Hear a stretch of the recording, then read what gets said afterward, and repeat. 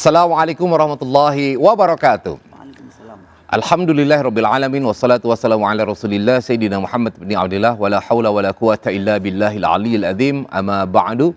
Puji syukur yang tak terhingga selalu kita sampaikan kehadirat Allah. Salat dan salam senantiasa pula kita berikan kepada junjungan kita Nabi besar Muhammad sallallahu alaihi wasallam. Pemirsa News TV, dimanapun Anda berada, alhamdulillah Allah masih memberikan nafas bagi kita, masih memberikan kesempatan kepada kita untuk bersama-sama bertemu dalam program kesayangan kita bersama, Kiswah Kajian Islam Ahlus Sunnah wal Jamaah bersama dengan Kiai Misbah. Ya, saya ingin menyapa Kiai ini. Assalamualaikum Kiai. Assalamualaikum warahmatullahi wabarakatuh. Kiai, pada hari ini nikmat apa yang Kiai rasakan yang luar biasa? Nikmat sehat. Alhamdulillah. Di antaranya, alhamdulillah. Nikmat itu kadang-kala suka lewat dari kita Kiai. Lah iya. Karena itu harus kita syukuri apa yang ada. Ya, baik, Kiai, hari ini dan juga pemirsa sekalian, kita akan membahas tema kita terkait dengan menjaga kebersihan hati. Nah, ini saya pikir suatu hal yang biasa, mungkin ya bicara kita dengar, tapi bagaimana untuk mempraktekannya ini yang perlu kita dapatkan pembelajarannya dari guru-guru kita. Ya, silakan Kiai. Baik, terima kasih. Bismillahirrahmanirrahim. Para pemirsa di rumah, berbicara hati, Mas Agus.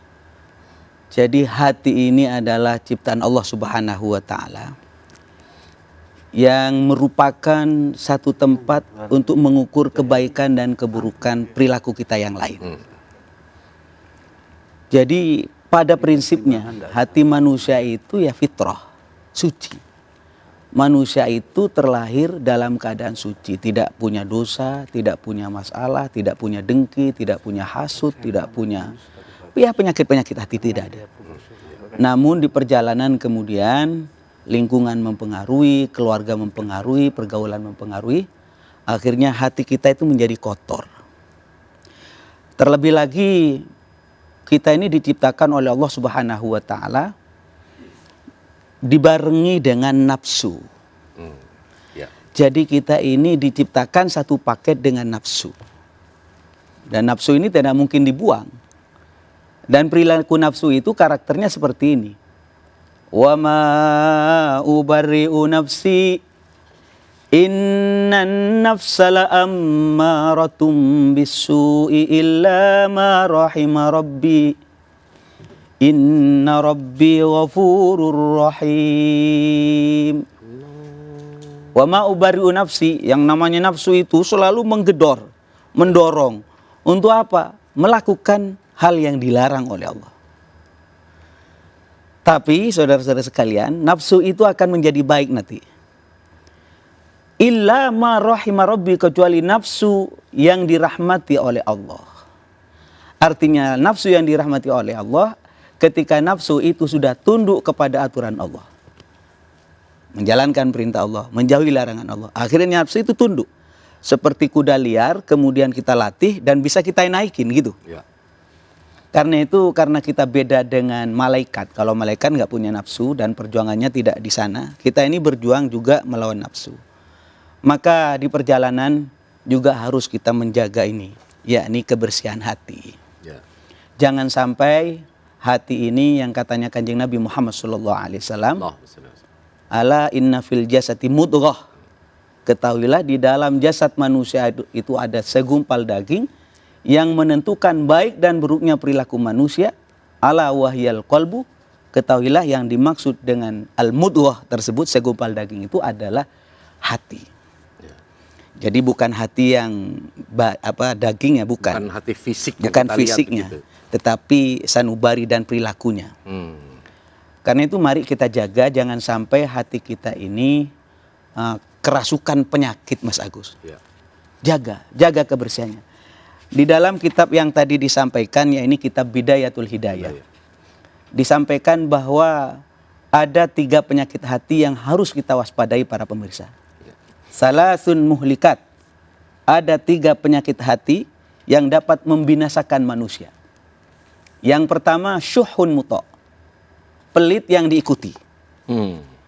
Yang kedua wahawa muttaba', hawa nafsu yang tidak terkendali. Dan yang nomor 3 adalah wa i'jabul mar'i bi nafsi ujub atau bangga terhadap dirinya sendiri. Para pemirsa, yang pertama tadi disebut oleh Sayyidina Rasulullah SAW adalah syuhun muta'. Syuhun muta' itu adalah pelit yang diikuti. Jadi kalau berbicara pelit Mas Agus, Ya. manusia itu hakikatnya ya pelit. Karakternya pelit, bawaannya pelit. Wa uhdiratil anfusus syuh, katanya Al-Quran. Manusia itu punya bawaan pelit. Saya walaupun ceramah, mari saudara-saudara sedekah, kan begitu kan. Tiba-tiba Mas Agus, Yai sedekah dong, itu mobilnya kasih ke saya. Minta barokahnya. Ya barokah jangan gede-gede. Mungkin ada rasa pelit, wajar. Ya. Tetapi yang tidak boleh adalah syuhun muta'. Pelit yang diikuti. Dipanggil sama Allah. Hei orang-orang yang beriman. Kalau waktunya puasa-puasa. Nggak puasa, namanya pelitnya diikuti. Kalau punya uang, sudah cukup sampai 1 nisab. Kemudian ternyata tidak mengeluarkan zakat 2,5%. Namanya pelitnya diikuti. Ya. Namun yang dimaksud oleh Sayyidina Rasulullah SAW yang kemudian disyarahi, dijelaskan di dalam kitab Bidayah itu, penyakit yang pertama itu adalah penyakit dengki alias iri hati. Iri hati. Rini Mas Agus. Insyaallah. Dengki atau iri hati itu tidak senang kalau ada orang lain senang gitu. Ya. Susah kalau ada orang lain senang. Jadi punya penyakit SMS. Ya. Susah melihat orang senang, senang melihat orang susah. Lah, ini hati-hati. Jangan sampai dipelihara. Penyakit dengki ini bahaya. Sayyidina Rasulullah SAW mengingatkan, iyyaka wal hasadah. Awas, jangan sampai pelihara itu sifat hasud iri hati. Karena apa? Karena innal hasada ya'kulul hasanat. Hasud itu bisa mengikis, menghabisi kebaikan. Mas Agus, jangan kira misalnya saya hasud kepada Mas Agus. Naudzubillah ya. Dengki, iri, melihat Mas Agus kok maju, kaya, makmur. Kemudian saya berpikir, saya sentil aja Mas Agus dari kehidupan sehat. Teong. Hilang Mas Agus mungkin. Insyaallah. Pertanyaannya Mas Agus, apakah sifat hasud ini akan selesai? Ya belum, Kiai. Tidak. Karena sifat itu, katanya anak pesantren itu, sifat itu butuh mausuf. Sifat itu butuh tempat. Karena itu kalau di dalam ilmu tauhid dikatakan Allah itu bukan sifat. Kalau Allah butuh sifat berarti butuh tempat. Jadi saya katakan sifat itu butuh mangsa. Ya. Hasud ini butuh mangsa. Misalnya Mas Agus hilang dari kehidupan saya, maka kemudian besok Allah akan memberikan Agus-Agus yang lain. Di sana dikasih pangkat, di sana dikasih harta. Kemudian kita hanya sakit dada. Kok di sana yang kaya? Kok di sana yang mulia? Kok di sana yang dicium tangannya? Padahal lebih alim saya. Bisa semua kena Mas Agus. Insyaallah. Karena itu jangan dipelihara. Iya. Ini Mas Agus.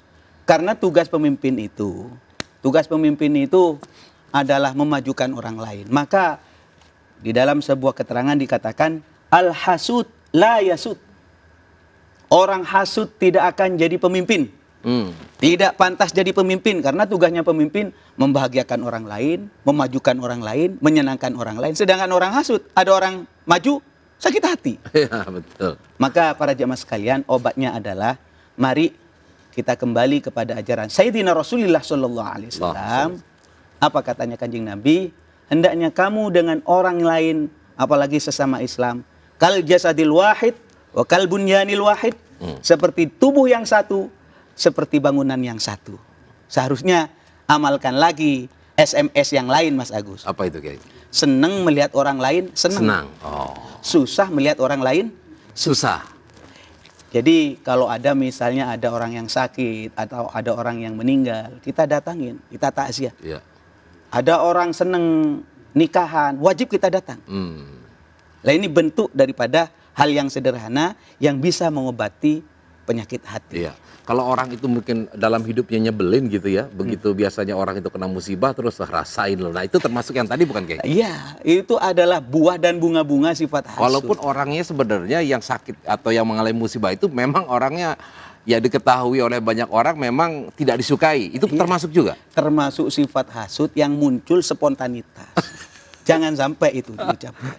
Masya Allah. Ini yang pertama Mas, Ya. Mas Agus berkaitan dengan penyakit hati adalah penyakit dengki. Yang nomor 2 dikatakan di sini adalah penyakit riya. Wa hawa muttaba. Hawa nafsu yang tidak terkendali. Ya. Maka para jemaah sekalian, jangan sampai kita riya. Apa riya itu? Ala amalu li ajli nas. Beramal beribadah karena manusia. Termasuk juga riya wa tarkul amal li ajli nas. Meninggalkan ibadah karena manusia. Jadi kita diperintahkan oleh Allah wa ma umiru illa liya'budullah mukhlishina lahuddin. Kita tidak diperintahkan kecuali beribadah ikhlas karena Allah, murni karena Allah, jangan karena yang lain. Ini saya pernah diingatkan oleh kiai saya, Misbah, ya kiai. Ya, kalau saya di hadapan kiai itu bukan kiai tapi santri. Misbah, ya kiai. Kalau kamu bikin pengajian, kiswah, kajian Islam bersama Kiai Misbah, niatnya yang lurus. Jangan niat karena orang. Kalau ditanya, kenapa kamu adain pengajian? Oh, sebelah bikin pengajian, saya bikin pengajian juga. Kenapa kamu bikin pengajian, buka pesantren? Oh, sebelah bikin pesantren, saya buka juga. Nanti sebelah tidur, kamu bisa tidur. Karena itu, maka nalillahi dama wattasalah. Masya Allah. Apa saja yang kita lakukan, ibadah saja. Apa saja yang kita lakukan, ibadah apa saja bentuknya. Yang dilakukan lillah karena Allah. Dama wattasalah. Akan abadi dan berkesinambungan. Tapi sebaliknya, wa ma kana li ghairillahi in qata'a wa infasala. Kalau ibadah yang dilakukan bukan karena Allah, akan putus dan tidak berkesinambungan. Dan yang nomor 3 para jamaah sekalian, bersihkan dan jaga hati kita dari ujub. Ujub itu bangga terhadap dirinya sendiri, merasa suci, orang lain kotor. Ujub atau takabur ya sudah hampir bersamaan itu. Maka saudara-saudara sekalian, saya ingin tegaskan di tempat ini, kalau ada orang ujub bangga dengan sholatnya, bangga dengan Qur'annya, bangga dengan ibadahnya, maka saya katakan orang ini bohong. Nih masjid saya, nih ibadah saya. Seakan-akan dirinya mengatakan baik. Walaupun tidak terlambangkan dengan kalimat, tapi ketika dia mengatakan ini ibadah saya, seakan-akan ana khairu minhu, saya lebih baik daripada dia. Na'udzubillah. Habis itu semua amalannya. Habis. Mas Agus, para pemirsa, hati-hati terhadap ini. Karena saya mengatakan, kenapa kalau ada orang ujub dan sombong dengan ibadahnya itu bohong? Karena kebaikan yang dia maksudkan, yang dia banggakan, sejatinya sesuatu yang gaib. Benar nggak Mas Agus? Tidak ada yang tahu loh, para pemirsa. Apakah ini kebaikan diterima oleh Allah? Sholatnya diterima oleh Allah. Kalau diterima baru itu namanya baik. Pertanyaannya, ibadah Anda, sholat Anda, puasa Anda, sedekah Anda, diterima apa tidak? Insya Allah. Tidak Mas Agus, tidak ada yang tahu. Kenapa harus sombong? Nah ini Mas Agus. Karena itu Sultanul Aulia Syekh Abdul Qadir Al-Jilani radhiyallahu an pernah mengajarkan kepada kita, kun indallah khairan nas. Jadilah engkau menurut Allah orang yang paling baik. Silakan Mas Agus. Ibadahnya yang benar, puasanya yang banyak, sedekahnya yang luar biasa. Tapi ingat, wa kun indan nafsi syarrun nas. Jadilah menurut dirimu orang yang paling hina. Orang yang paling banyak dosa. Jadi kalau saya ketemu dengan yang lebih kecil, kamu yang lebih baik, dosanya sedikit. Kan gitu Mas Agus ya. Kepada orang lain selalu mengatakan Mas Agus yang lebih baik. Kenapa? Ya Mas Agus kan nggak mondok. Misalnya maklum ilmunya sedikit. Iya, bener. Ya sesat-sesat sedikit misalnya. Baik ya, nanti akan kita lanjutkan lagi. Nah pemirsa, sungguh sangat luar biasa. Artinya peluang orang untuk tergelincir itu sungguh sangat besar. Perbuatan baik tanpa diiringi dengan keikhlasan, maka tidak akan berbuah apa-apa. Tapi kalau perbuatan buruk, nggak ada istilah ikhlas, gak ikhlas, tetap dosa. Artinya peluang orang untuk terjerumus lebih besar. Nah bagaimana untuk menyiasati ini, bagaimana menjaga kebersihan hati, insya Allah nanti akan kita lanjutkan kembali. Masih di Kiswah Kajian Islam Ahlus Sunnah wal Jamaah bersama Kiai Misbah.